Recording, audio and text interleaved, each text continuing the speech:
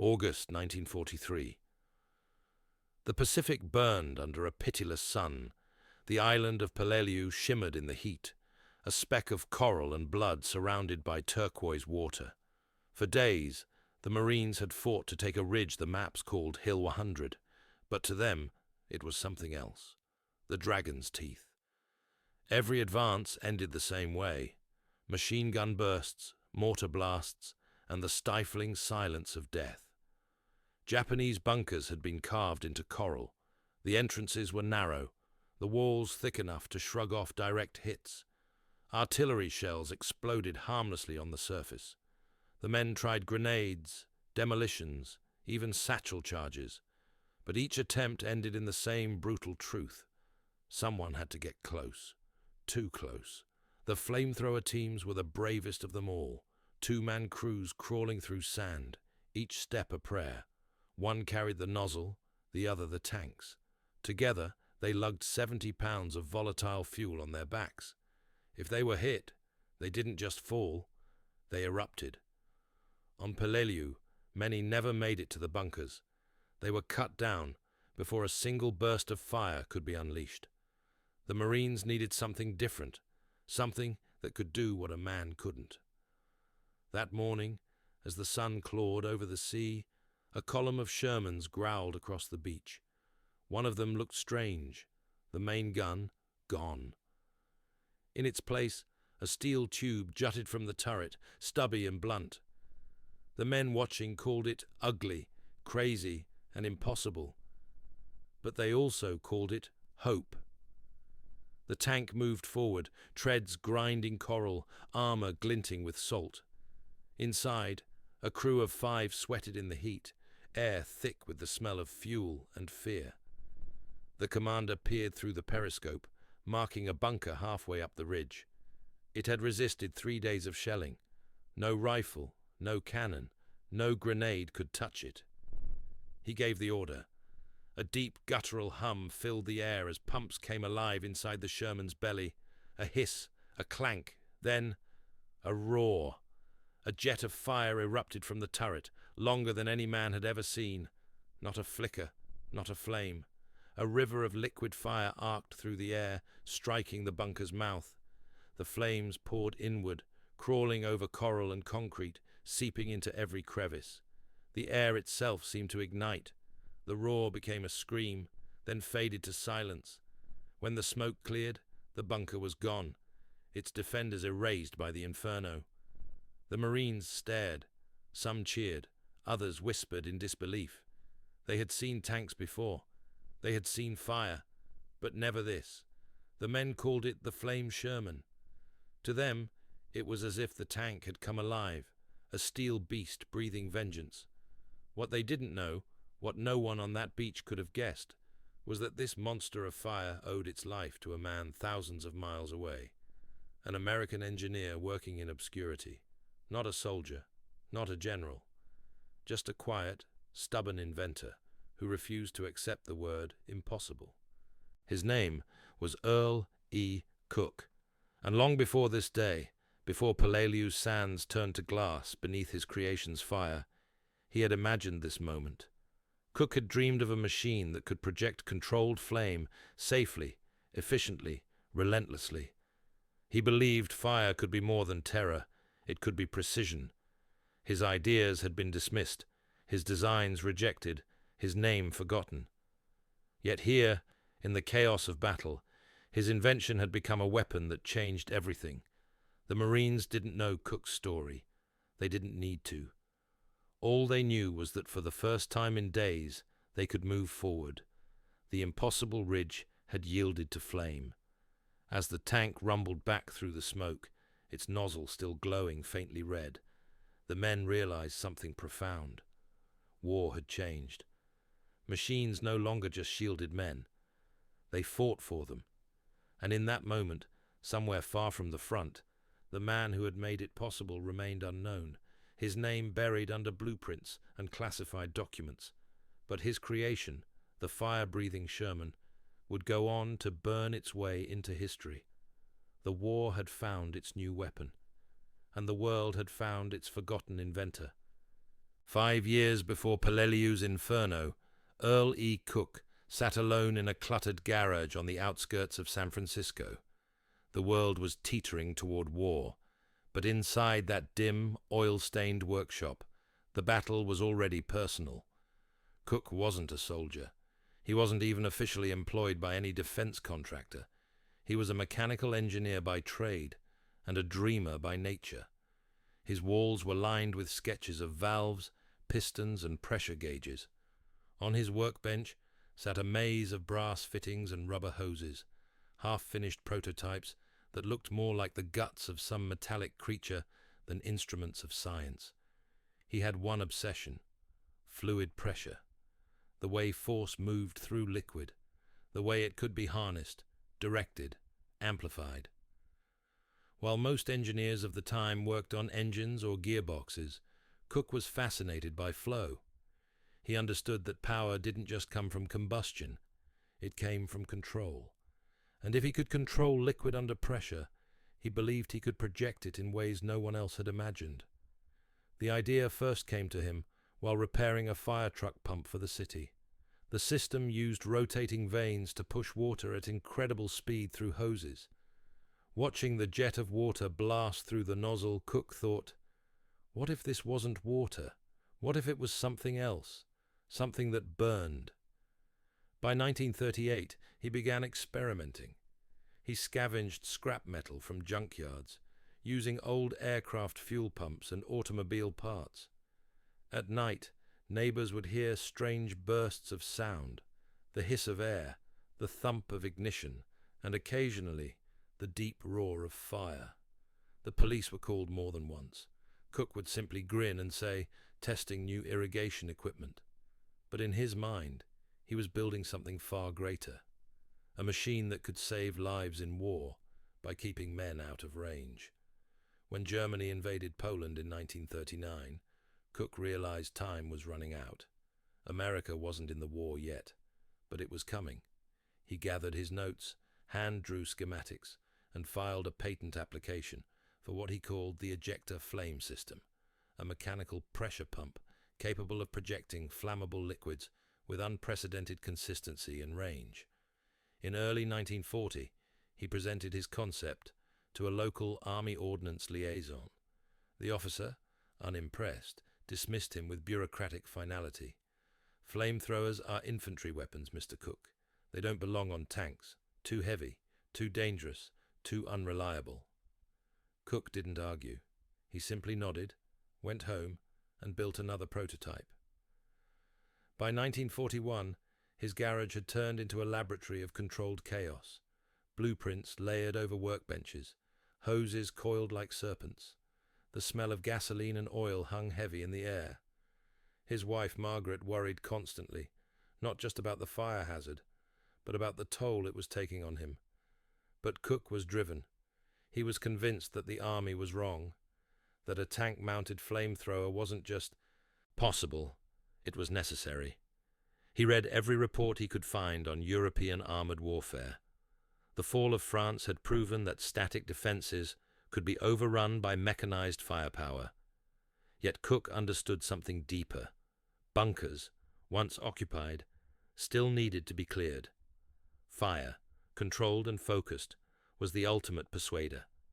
He refined his pump, adding safety valves, internal seals, and pressure regulators. He used hand-poured aluminum castings to make it lighter. By the spring of 1942, he had a working prototype that could shoot a stream of thickened fuel more than 100 yards.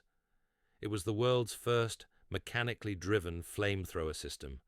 No compressed air, no explosives, just engineering precision. He demonstrated it to a handful of engineers at the Chemical Warfare Service. This time, they didn't laugh. They took notes. They asked questions.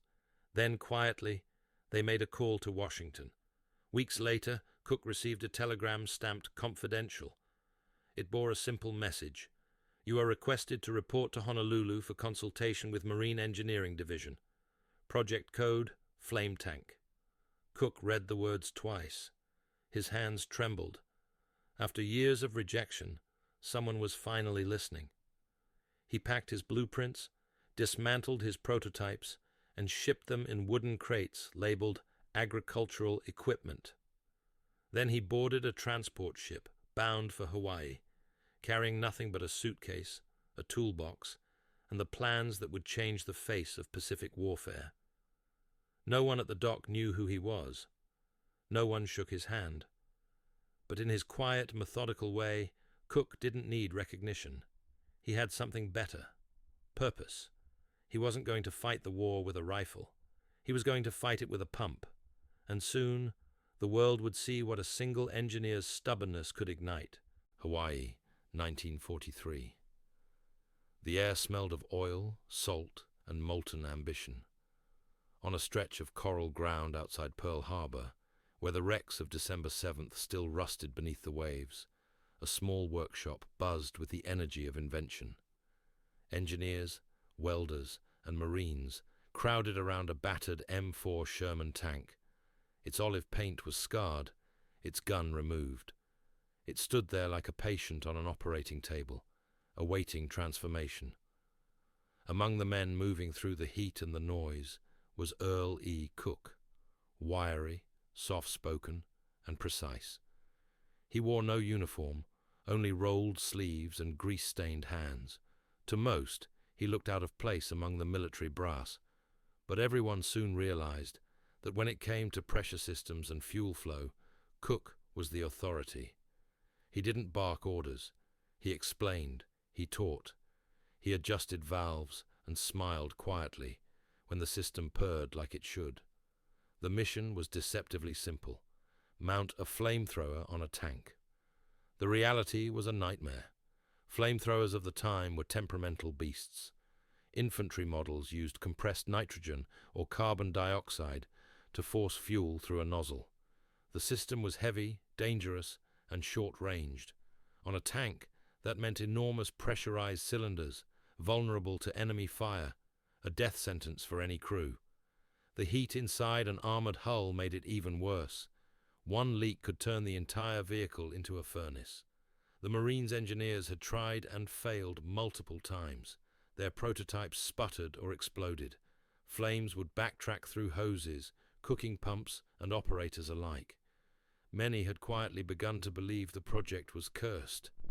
Cook didn't believe in curses. He believed in physics. He proposed something radical: no compressed gas at all.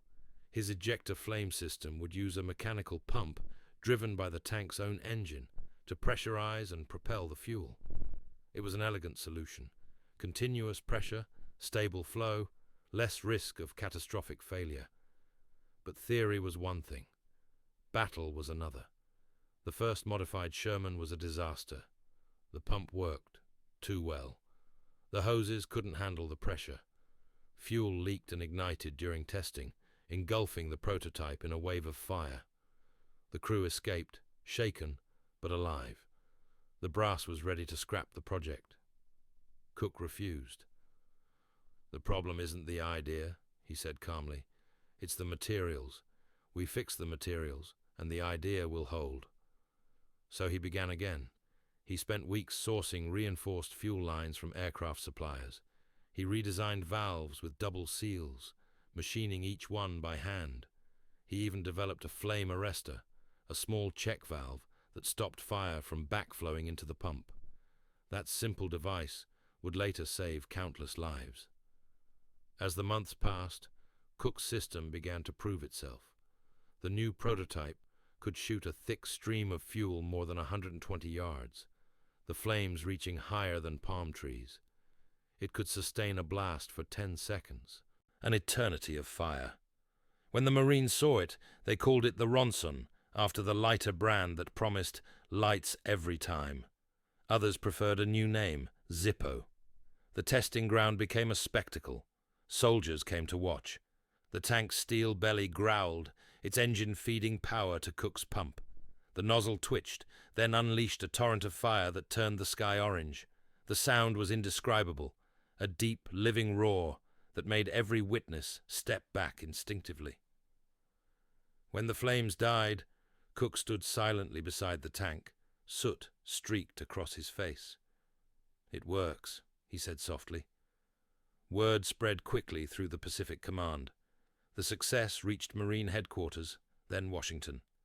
The Army's Chemical Warfare Service, once dismissive, now wanted every detail. They called Cook's design CWS-H1 for Chemical Warfare Service, Hawaii Model 1. Engineers began mass-producing the system in makeshift facilities, installing it in Shermans bound for Saipan, Tinian, and Iwo Jima. But Cook knew it was far from perfect. Each system still had to be handmade. The tanks had to carry extra armor to protect the fuel tanks. Some crews worried about becoming living torches. Cook listened, adjusted, and reinforced. He stayed up nights recalibrating pressure valves, running tests, and recording data in neat, penciled handwriting. He wasn't chasing glory. He was chasing reliability. He once told a Marine officer, "If it fails, they die. That's not acceptable engineering." By the end of 1943, the Flame Sherman was ready. Sleek, efficient, and terrifying, it could burn through jungle foliage, tunnels, and concrete alike. In the official records, it would be called a special armored flame vehicle. But among the men who would soon ride it into battle, it had a different reputation, part miracle, part monster. And though the military reports barely mentioned his name, every engineer at Pearl Harbor knew one truth. Without Earle Cook, the Sherman would never have learned to breathe fire. June 1944, Saipan. The Pacific sun beat down on an island that was supposed to fall in days, but had turned into a nightmare of caves, tunnels, and ambushes. The Marines called it the toughest rock they'd ever cracked. Japanese defenders were dug in so deep that even naval bombardment couldn't reach them. Machine guns stitched through palm groves, mortars fell like rain, and every coral ridge hid another bunker. The men had seen flamethrowers before, the infantry kind. Heavy, fragile, and short-lived. They worked when they worked, but carrying one was a death sentence. The operators were walking targets, outlined by the tanks of fuel on their backs. Many never got close enough to fire. Then, on the third day of Saipan, something new rolled ashore. It looked like a Sherman, the same boxy frame, the same grinding tracks. But something about it felt different. The main gun was shorter, the turret thicker. The Marines watching from the foxholes knew this wasn't an ordinary tank. Someone whispered, "That's the Zippo." When the tank's engine roared to life, it sounded like any other. But when its turret turned and the nozzle lowered, the battlefield seemed to hold its breath. Then, a burst. A jet of liquid fire erupted, thick and heavy, streaming in a brilliant arc that lasted seconds, not flashes. It hit a bunker entrance 70 yards away, and in an instant, the world went orange. The flames clung to everything: sand, stone, wood, flesh. The heat rolled outward, pushing Marines back, sucking oxygen from the air. When the roar ended, silence fell. The bunker that had held up an entire company was gone. Marines emerged from cover, their faces a mix of awe and disbelief. They had just seen something no weapon had ever done so cleanly, so decisively. No explosives, no recoil, just fire that obeyed its master. For the first time, they felt what the enemy had felt for years: fear of the unknown. The Zippos moved methodically, one after another, advancing behind infantry lines. They burned through brush that hid snipers, sealed caves that could never be bombed, and cleared pillboxes that had resisted everything else. The crews learned to fire in short bursts, conserving fuel, aiming precisely. Each shot was deliberate. Every time that fire went out, one Marine later said, you could hear the island sigh. By the time Saipan was secured, commanders were convinced. The Zippo had proven its worth beyond doubt. Orders went out for more, hundreds more. The system was refined, production scaled, and Earle Cook's design, now labeled POA CWS-H1, Pacific Ocean Area, Chemical Warfare Service, Hawaii Model 1, became the blueprint for the Pacific Campaign. Then came Iwo Jima, February 1945. The black sand beaches were hell itself. The first wave of Marines was cut to ribbons. The Japanese weren't defending the beaches. They were waiting underground. Their bunkers were deeper, stronger, interconnected through miles of tunnels. Even artillery from battleships barely dented them. When the Shermans landed, the situation was desperate. Infantry flamethrowers had failed. The enemy simply waited in their tunnels until the flame died out. But the tank-mounted flamethrowers, they were different. They could burn longer, hotter, deeper. On the second day, a Zippo from the 4th Marine Division moved forward to clear a fortified cave. The tank commander radioed his men. "We're lighting it up." The nozzle turned, and the fire leapt. For 10 full seconds, the cave glowed as if the earth itself were on fire. When the flames withdrew, the position was silent. Another Marine described it simply. You'd see the flame go in, and you'd hear nothing after. Just silence. That's how you knew it worked. Word of the flame tanks spread fast through the ranks. They became legends overnight, saviors and terrors both. Infantry followed them closely, trusting them like steel guardians. Each tank carried a name: Satan, Hellfire, Hot Stuff, painted in white letters across blackened armor. Behind that steel and fire, Cook's design pulsed quietly. His pump, his valves, his precision engineering. Thousands of miles away, in some dusty army file, his invention was marked as proprietary government equipment. His name was a footnote, but to the men on Iwo Jima, none of that mattered. The Zippo tanks saved lives.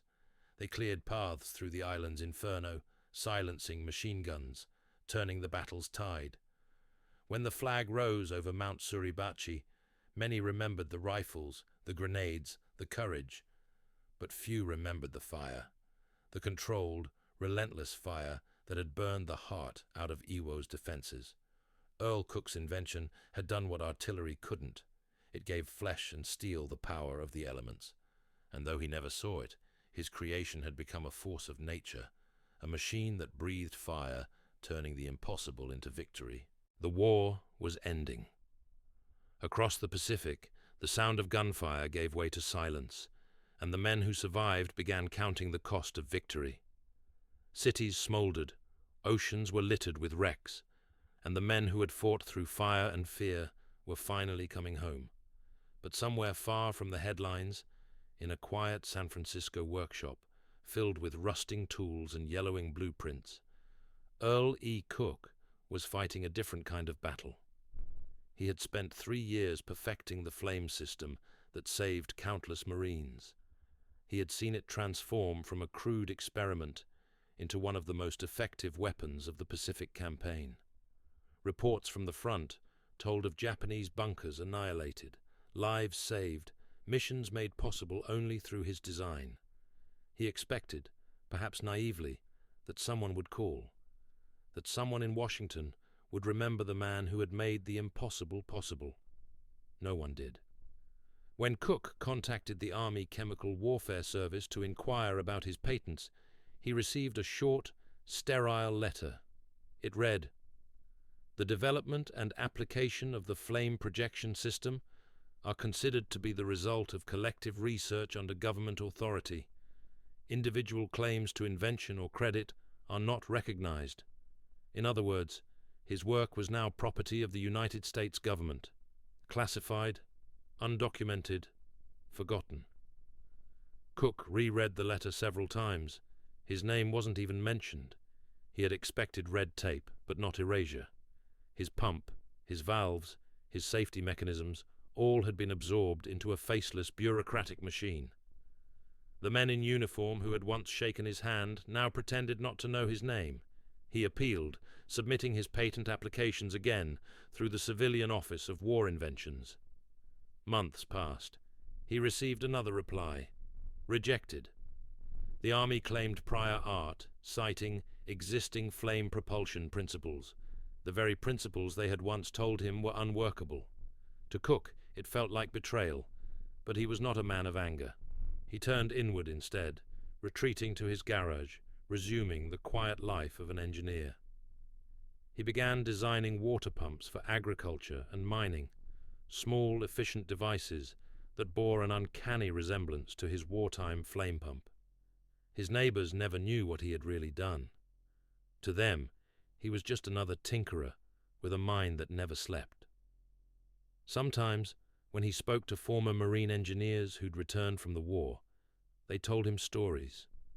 Stories of tanks pushing through Saipan's jungles, of Iwo Jima's tunnels lit by fire, of how those tanks, his tanks, had saved entire platoons. They thanked him, always quietly, always off the record. One of them, a captain named John White, visited him in 1946. He told Cook, "Sir, your machine saved my men. I don't care what Washington says. We know." Cook smiled faintly, but the words hurt more than they healed. He had given the war everything.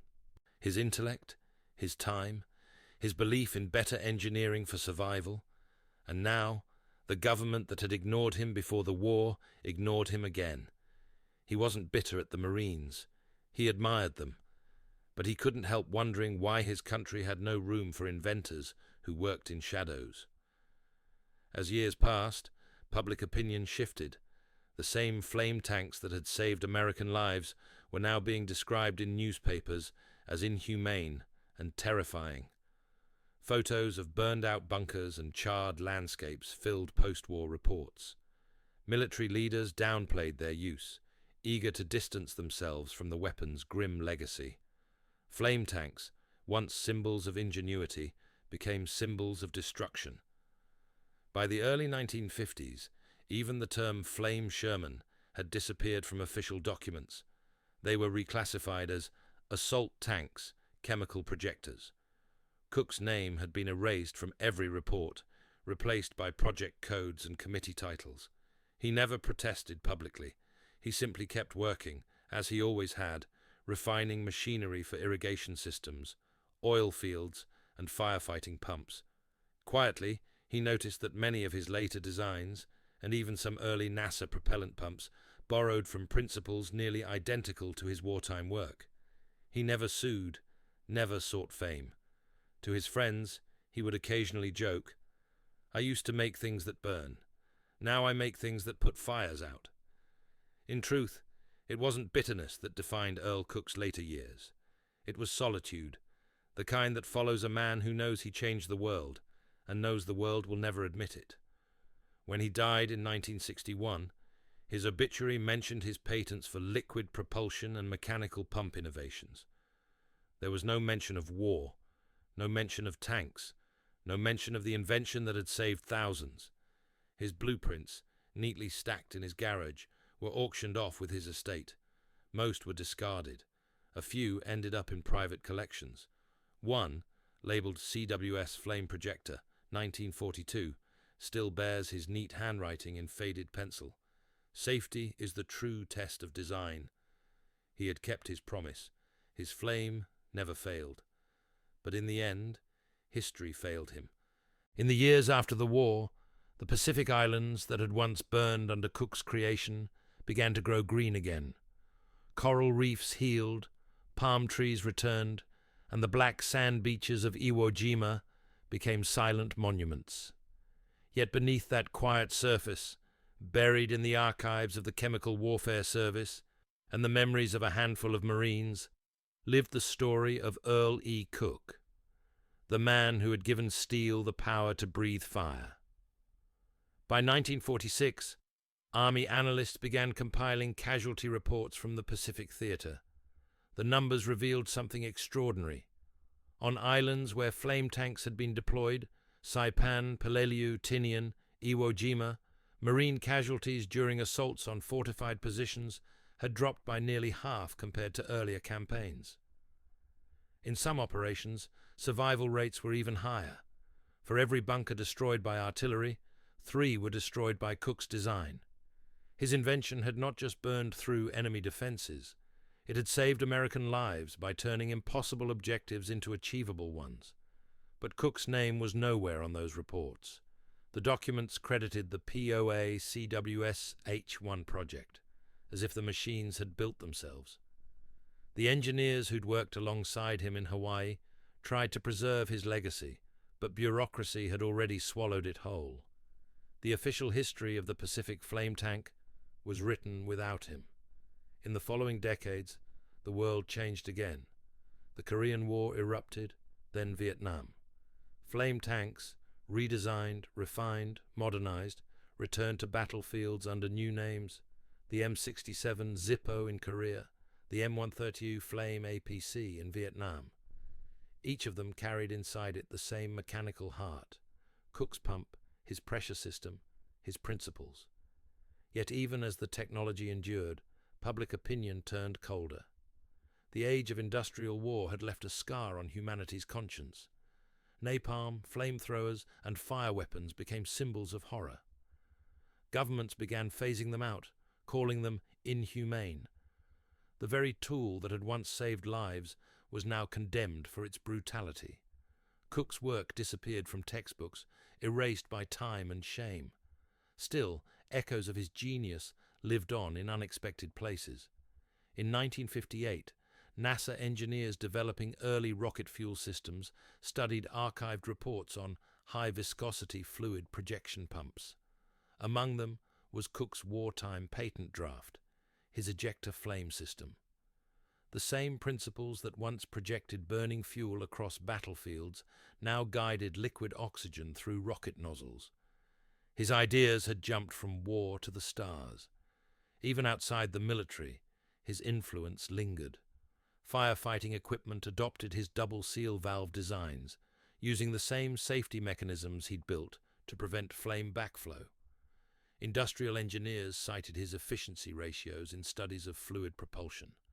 A handful of his agricultural pumps still operated decades later, long after their inventor's name had faded from memory. Only a few people ever knew the truth. One of them was Major Harold Jenkins, a Marine engineer who had served in the Pacific. In 1957, Jenkins wrote privately in his journal, "We owe Cook a great deal. He gave us a way to live when everything around us burned. He'll never get the medals, but every man who came home because of that flame owes him a salute." But medals never came. Recognition never followed. Cook's patents remained disputed, his name absent from the rosters of wartime innovation. The government's declassification of chemical warfare service documents in the 1970s revealed hundreds of inventions: pumps, pressure valves, fuel systems, all filed under collective research. In the margins of one report, a technician had scribbled, almost casually, "based on early work by civilian consultant E. Cook." That was his footprint, a single line in the margin of history. And yet, for those who study engineering, that line means everything. It represents what the war truly depended on: not just courage or command, but curiosity, the relentless will to make something work when it shouldn't. Cook's fire was not about destruction. It was about precision, about control, about the belief that a machine, properly built, could do terrible things so that human beings wouldn't have to. In his lifetime, Cook's story never reached the newspapers. He wasn't photographed shaking hands with generals, and no film reels showed him testing his machines. But when we look back now, through the haze of history, we see him clearly. A lone figure in a workshop, surrounded by tools and smoke, carving an idea out of stubbornness. He didn't build a weapon, he built a solution. Today, historians studying armored warfare have begun to rediscover his name. In the archives of the U.S. Army Ordnance Museum, a restored POA CWS H-1 Sherman bears a small plaque added decades later.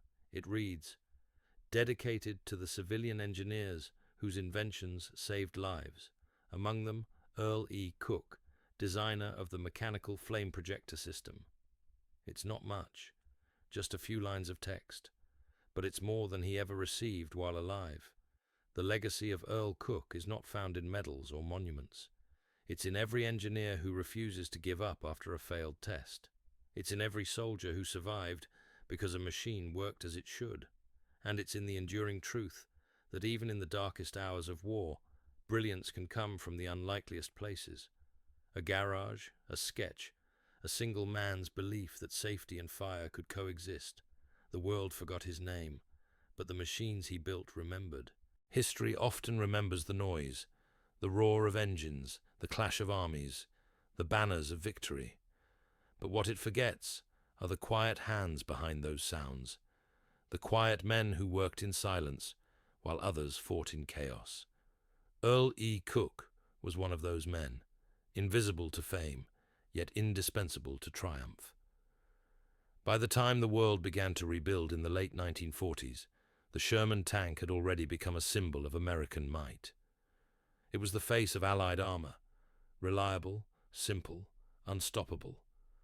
But deep within that legend lay a hidden lineage, the fire-breathing Sherman, a weapon that had terrified the enemy, saved the living, and embodied the brutal ingenuity of total war.